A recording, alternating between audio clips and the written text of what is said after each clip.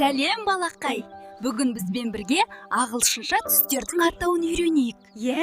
Ал ендіше айналамыздағы түстерден бастайық. Анау үлкен алмаға қарашы. Түсі қызыл. Қызыл түс ағылшынша red. Балақай, бірге қайталайық. Мен қызыл түсті алманы жақсы көремін. Red, қызыл, red, қызыл.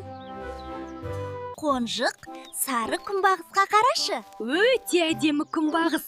Қоян, сары түс ағылшынша yellow. Балақай, бізбен бірге қайталап көр.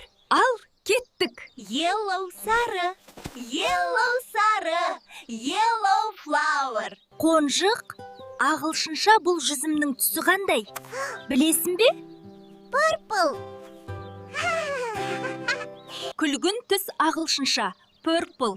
Бірге қайталайық. Күлгін, purple, күлгін, purple. Керемет. Мына үлкен ағаштың түсі?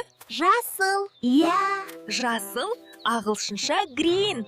Жасыл, green. Көбелек. Түсі көк. Ағылшынша көк түс. Blue. Яғни көк, blue. Қонжық, қарашы мына сәбізге. Өте үлкен. Түсі қызғылт сары. Қызғылт сары түс ағылшынша orange. Енді бірге қайталайық. Orange, қызғылт сары. Orange. Ал енді балақай бірге түстерді қайталайық. Қызыл, red, сары, yellow. Көк, blue. Күлгін, purple. Жасыл, green.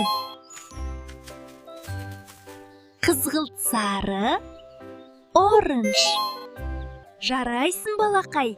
Бүгін 6 түстің атауын ағылшынша үйрендік. Келесі қызықты сабақта кездескенше.